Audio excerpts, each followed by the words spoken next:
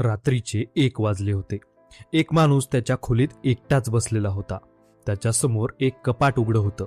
कपाटात महागडे shoes, branded कपडे, 2 महागडी घड्याळं, नवीन आयफोन, टेबलावर लॅपटॉप, बाहेर पार्किंगमध्ये नवीन कार, सगळे ज्या गोष्टींसाठी तो अनेक वर्ष धावत होता त्या सगळ्या गोष्टी त्याच्याकडे होत्या. पण तरीही तो शांत नव्हता. तो मोबाईल हातात घेतो, इंस्टाग्राम उघडतो आणि पुन्हा कोणाच्या तरी आणखी मोठ्या घराच्या, आणखी महागड्या कारचा फोटो दिसतो आणि अचानक त्याला वाटतं माझ्याकडे अजून काहीतरी कमी आहे. तो उठतो, कपाटाकडे बघतो. इतक्या वस्तू पण समाधान नाही, इतका खर्च पण शांतता नाही. आणि तेवढ्यात त्याला स्टीव्ह जॉब्सचं एक वाक्य आठवतं, तुमच्या कपाटातली सगळी वस्तू तुमच्या जीवनाची गुणवत्ता ठरवत नाहीत. त्या क्षणी त्याला पहिल्यांदा जाणवतं समस्या पैशांची नव्हती, समस्या वस्तूंचीही नव्हती. समस्या एवढीच होती की तो प्रत्येक वेळी काहीतरी विकत घेत होता. पण त्याला खरंच काय हवं आहे हे त्याने कधीच विचारलं नव्हतं. कारण आपण आयुष्यभर वस्तू जमा करतो, पण कधी कधी त्या वस्तू आपल्याकडूनच आपलं आयुष्य काढून घेतात. आणि म्हणूनच आज आपण या व्हिडिओच्या माध्यमातून शिकणार आहोत, खर्च म्हणजे फक्त वस्तू विकत घेणं नाही, तर आपण आपल्या आयुष्यात काय महत्त्वाचं मानतो त्याचा निर्णय घेणं आहे. आपण खर्चाला नेहमी पैसे गेले इतकंच समजतो. पगार आला, बिलं भरली, EMI दिली, थोडं शॉपिंग केलं आणि महिना संपला. पण आपण कधी विचार केलात का, या सगळ्या खर्चामागे एक अदृश्य गोष्ट असते, आपली प्राधान्यक्रमाची यादी. आपण जिथे पैसे घालता तिथेच आपली खरी प्राधान्य असतात. जर आपण महिन्याला हजारो रुपये बाहेर खाण्यावर खर्च करत असाल, पण पुस्तकासाठी 500 रुपये खर्च करताना दोनदा विचार करत असाल, तर आपल्याला काय महत्वाचं वाटतं हे स्पष्ट होतं. हा अध्याय आपल्याला एक साधा पण धक्कादायक विचार देतो. खर्च हा केवळ आर्थिक कृती नाही, ते एक विधान आहे. तो जगाला सांगतो ही गोष्ट माझ्यासाठी महत्वाची आहे. आणि सगळ्यात महत्वाचं म्हणजे तो स्वतःलाही सांगतो की आपण कोण आहोत. आपण जेव्हा खर्च करतो तेव्हा आपण फक्त वस्तू विकत नाही घेत, आपण एक ओळख घडवत असतो. आपण साधेपणाची निवड करता का की दिखाऊपणाची? आपण दीर्घकालीन सुरक्षिततेची निवड करता का की तात्पुरत्या थ्रिलची? प्रत्येक खर्चामध्ये आपली जीवनदृष्टी दडलेली असते. आणि म्हणूनच हा अध्याय आपल्याला पहिल्यांदा थांबायला लावतो आणि विचारायला भाग पाडतो, मी जे खर्च करतो आहे ते खरंच माझ्या आयुष्याशी जुळतंय का? आपण कधी लक्ष दिलंय का? आपण अनेकदा खर्च गरजेपोटी नाही तर भावना सांभाळण्यासाठी करतो. ताण आला तर ऑनलाईन शॉपिंग, मन खट्ट झालं तर महागडं जेवण, स्वतःला बक्षीस द्यायचं वाटलं की अनावश्यक वस्तू. आपल्याला वाटतं आपण वस्तू विकत घेतोय, पण खरं तर आपण भावना व्यवस्थापित करत असतो. हा अध्याय आपल्याला सांगतो खर्च हा अनेकदा एक भावनिक प्रतिक्रिया असते, तर्कशुद्ध निर्णय नाही. आपण एखादी गोष्ट का घेतो? कारण ती आवश्यक आहे म्हणून, की कारण ती घेतल्यावर आपल्याला थोडंसं चांगलं वाटेल म्हणून? हे दोन्ही अगदी वेगळं आहे. भावनेत घेतलेले निर्णय तात्पुरता आनंद देतात, पण जाणीवपूर्वक घेतलेले निर्णय दीर्घकालीन समाधान देतात. समजा आपण खूप थकलेले आहोत, त्या क्षणी मला काहीतरी हवंय असं वाटतं आणि आपण खर्च करतो. क्षणभर हलकं वाटतं, पण नंतर बँक बॅलन्स पाहिल्यावर पुन्हा ताण येतो. म्हणूनच खर्च करण्याआधी स्वतःला विचारा, मी ही वस्तू घेतोय कारण ती मला खरंच हवी आहे की कारण मला सध्या काहीतरी जाणवतंय? जर आपण हा फरक ओळखलात तर आपल्या आयुष्यातील अर्धे अनावश्यक खर्च आपोआप कमी होतील. आता एक फार महत्वाची गोष्ट समजून घेऊया. आपण खर्च जास्त केला म्हणजे आपोआप जास्त आनंद मिळेल हा समज आपल्या मनात खूप खोलवर बसलेला आहे. मोठं घर म्हणजे मोठं सुख, महागडी कार म्हणजे जास्त स्टेटस, ब्रँडेड कपडे म्हणजे जास्त आत्मविश्वास. पण खरोखर असं असतं का? हा व्हिडिओ आपल्याला दाखवतो की आनंद आणि खर्च यांचा सरळ रेषेचा संबंध नसतो. एका मर्यादेपर्यंत पैसा आपल्याला आराम देतो, सुरक्षितता देतो, पण त्या मर्यादेनंतर खर्च वाढत जातो आणि समाधान मात्र तितक्याच वेगाने वाढत नाही. आपण नवीन मोबाईल घेतो, पहिले काही दिवस उत्साह, फोटो, स्टेटस, कौतुक, पण काही आठवड्यांनी तोच मोबाईल नॉर्मल वाटायला लागतो आणि मग पुन्हा काहीतरी नवीन हवंसं वाटतं. यालाच सवय होणं म्हणतात. आपण जे घेतो त्याची सवय लागते आणि आनंदाची पातळी पुन्हा जुन्या जागेवर येते. म्हणूनच प्रश्न असा आहे, आपण कायम बाहेरच्या गोष्टी बदलत राहणार आहोत का, की आतल्या समाधानाची व्याख्या बदलणार आहोत? खर्चातून मिळणारा आनंद टिकवायचा असेल तर वस्तूंवर नाही, तर अनुभवांवर, नात्यांवर आणि अर्थपूर्ण गोष्टींवर खर्च करा. कारण वस्तू जुन्या होतात, पण आठवणी आणि अनुभव ते आयुष्यभर श्रीमंत करतात.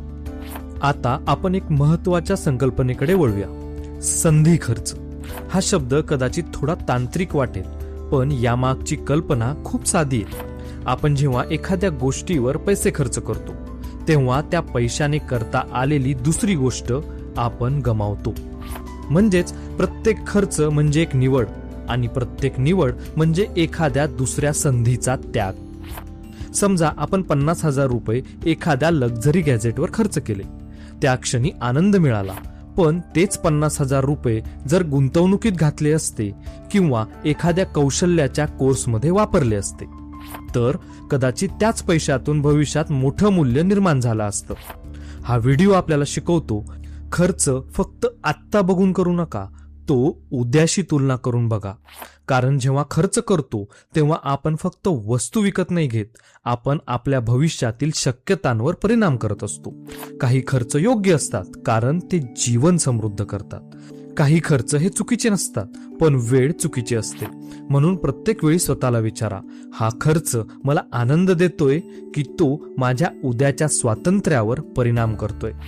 जर आपण हा विचार करण्याची सवय लावली तर आपले निर्णय अधिक शांत, अधिक स्पष्ट आणि अधिक शक्तिशाली होतील. आता एक फार सूक्ष्म पण निर्णायक फरक समजून घेऊया, किंमत आणि मूल्य. आपण अनेकदा किंमत पाहून निर्णय घेतो. स्वस्त आहे, घेऊया. ऑफर आहे, लगेच घेऊया. पण हा अध्याय आपल्याला थांबवतो आणि विचार करायला लावतो. स्वस्त म्हणजे खरंच फायदेशीर का? समजा आपण स्वस्त बूट घेतले, काही महिन्यानंतर ते खराब झाले, पुन्हा नवीन घ्यावे लागले. पण जर आपण थोडे महाग, टिकाऊ बूट घेतले असते तर कदाचित वर्षानुवर्ष ते चालले असते.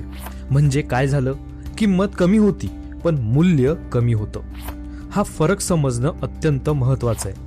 किंमत म्हणजे आपण आज दिलेली रक्कम, मूल्य म्हणजे त्या बदल्यात मिळालेला दीर्घकालीन फायदा, समाधान, गुणवत्ता. ही गोष्ट फक्त वस्तूंवर लागू नाही, ती वेळेवर, नात्यांवर आणि आरोग्यावरही लागू होते. आपण स्वस्त मनोरंजनासाठी तासनतास सोशल मीडियावर वेळ घालवतो. किंमत 0 रुपये, पण मूल्य कदाचित 0च किंवा कधी कधी नकारात्मक. त्याच वेळेत आपण एखादं कौशल्य शिकलो असतो तर भविष्यात त्याचं मूल्य कितीतरी जास्त असतं. म्हणून हा अध्याय आपल्याला शिकवतो, निर्णय घेताना किंमत पाहू नका, मूल्य मोजा. कारण जे लोक मूल्य ओळखतात तेच दीर्घकाळात खरंच श्रीमंत होतात. फक्त पैशांनी नाही, तर गुणवत्तेच्या जीवनाने. आता या अध्यायातील एक अतिशय महत्वाचा प्रश्न, आपण खर्च टाळतो ते नेहमी शहाणपणामुळे असतं का, की कधी कधी भीतीमुळेही असतं? आपल्यापैकी बरेच जण 2 टोकांमध्ये अडकतात. एक टोक बेफाम खर्च, तर दुसरं टोक अतिशय काटकसरीपणा. दोन्हींमध्ये धोका आहे. जर आपण सतत भीतीपोटी खर्च टाळत राहिलो, पैसे जाऊ नयेत, काय माहिती पुढे काय होईल, तर आपण वर्तमानातील अनेक अर्थपूर्ण अनुभव गमावतो. कुटुंबासोबत ट्रिप नको, पैसे वाचूया. एखादा कोर्स जो आपल्याला वाढवेल नको, आत्ता खर्च नको. हळूहळू आपण पैसे वाचवतो, पण आयुष्य जगायचंच विसरतो. हा व्हिडिओ आपल्याला सांगतो, पैसे साठवणं महत्वाचं आहे, पण पैसे वापरणंही तितकंच महत्वाचं आहे. कारण पैसा हा उद्दिष्ट नाही, तो साधन आहे. तो आपल्याला सुरक्षितता देतो, हो, पण त्याचबरोबर अनुभव, वाढ आणि आनंदही देऊ शकतो. खरा प्रश्न असा आहे, आपण पैसे आपल्यासाठी कामाला लावतो का, की आपण पैशांसाठी सतत काम करत राहतो? जर आपण प्रत्येक खर्चाकडे भीतीने पाहिलं तर आपण कधीच मुक्त होणार नाही. आणि जर आपण प्रत्येक खर्चात बेफिकीर झालो तर भविष्य धोक्यात येईल. म्हणूनच संतुलन हेच या अध्यायाचं खऱ्या अर्थाने सार आहे. आता या अध्यायाचा सगळ्यात खोल आणि परिपक्व धडा समजून घेऊ. खर्च म्हणजे फक्त पैसा हलवणं नाही, तो आपल्या आयुष्याची दिशा ठरवणारा एक निर्णय आहे. आपण आयुष्यभर पैसे कमवतो, पण शेवटी प्रश्न असा असतो, हे पैसे आपण कशासाठी वापरले? फक्त इतरांना दाखवण्यासाठी की स्वतःचं जीवन अधिक अर्थपूर्ण करण्यासाठी? हा व्हिडिओ आपल्याला एक शांत पण शक्तिशाली जाणीव करून देतो. आपण ज्या गोष्टींवर खर्च करतो त्या गोष्टी आपल्याला आकार देतात. जर आपण अनुभवांवर खर्च करता तर आपलं आयुष्य आठवणींनी भरतं. जर आपण शिक्षणावर खर्च करता तर आपली क्षमता वाढते. जर आपण आरोग्यावर खर्च करता तर आपलं आयुष्यच वाढतं. पण जर आपण केवळ इतरांच्या अपेक्षांवर खर्च करत राहिलो तर आपलं स्वतःचं आयुष्य कुठेतरी मागं पडतं. म्हणूनच शेवटी सगळा खेळ एका प्रश्नावर येतो, मी जो खर्च करतो आहे तो माझ्या मूल्यांशी, माझ्या ध्येयाशी आणि माझ्या आयुष्याच्या दृष्टिकोनाशी जुळतोय का? जर उत्तर हो असेल तर तो खर्च योग्य आहे. पण जर उत्तर नाही असेल तर तो खर्च फक्त पैशांचा नाही तर आपल्या वेळेचा, ऊर्जेचा आणि भविष्याचा अपव्यय आहे. खरी श्रीमंती म्हणजे बँक बॅलन्स नाही, खरी श्रीमंती म्हणजे जाणीवपूर्वक घेतलेले निर्णय. आणि जेव्हा आपण खर्चाला ही जाणीव जोडतो तेव्हा पैशाची भाषा बदलते. ते फक्त नोटा राहत नाहीत, ते आपल्या आयुष्याचं साधन बनतं. मित्रांनो, आज आपण एक गोष्ट पाहिली, खर्च हा शत्रू नाही, तो आपला शिक्षक आहे. तो आपल्याला रोज शिकवत असतो आपण कोण आहोत, आपल्याला खरंच काय महत्वाचं वाटतं आणि आपण कोणत्या दिशेने चाललो आहोत. प्रत्येक वेळी आपण कार्ड स्वाईप करतो, UPI पेमेंट करतो किंवा रोख पैसे देतो तेव्हा फक्त व्यवहार करत नाही, आपण आपल्या आयुष्याबद्दल एक निर्णय घेत असतो. क्षणिक आनंद निवडायचा की दीर्घकालीन समाधान, दिखावा निवडायचा की अंतर्गत शांती, भीतीतून निर्णय घ्यायचा की जाणीवेतून? लक्षात ठेवा, पैसे कमावणं ही कला नाहीये, पैसे जाणीवपूर्वक खर्च करणं ही खरी कला आहे. आजपासून एक छोटासा नियम करा. प्रत्येक मोठ्या खर्चापूर्वी स्वतःला विचारा, हा खर्च माझं आयुष्य अधिक अर्थपूर्ण करतो आहे का? जर उत्तर हो असेल तर पूर्ण आत्मविश्वासानं खर्च करा. आणि जर उत्तर नाही असेल तर थांबा, विचार करा आणि स्वतःला प्राधान्य द्या. कारण शेवटी श्रीमंती म्हणजे फक्त किती कमावलं हे नाही, तर किती समजून खर्च केलं हे आहे. आणि जेव्हा आपण खर्चाला जाणीव जोडता तेव्हा पैशाचं गणित बदलतं आणि आयुष्याचंही. जर आजचा हा व्हिडिओ तुमच्या मनाला स्पर्श करून गेला असेल, जर आज तुम्ही पहिल्यांदाच तुमच्या खर्चाकडे वेगळ्या नजरेनं पाहिलं असेल तर आपल्या या प्रवासात माझ्यासोबत नक्की जोडा. ही आपल्या art of spending money series मधली 4थी व्हिडिओ होती. आणि खरं सांगायचं तर हे व्हिडिओ मी फक्त बनवत नाहीये, मी स्वतःहून याच्यामधून शिकतोय, बदलतोय आणि माझं आयुष्यही थोडं थोडं बदलतंय. माझी मनापासून इच्छा आहे आपणही या प्रवासाचा भाग व्हावा. म्हणूनच आपल्या या चॅनलला नक्की नक्की नक्की सबस्क्राईब करा, या व्हिडिओला लाईक करा आणि आपल्यासोबत जोडलेलं राहा. कारण पुढच्या व्हिडिओमध्ये आर्ट ऑफ स्पेंडिंग मनीचा 5वा भाग येईल. तो आपली वाट पाहतोय आणि कदाचित तो व्हिडिओ आपल्या पैशांबद्दल नाही तर आपल्या आयुष्याबद्दल आणखी काही बदलवून जाईल. तुमचे खूप खूप धन्यवाद.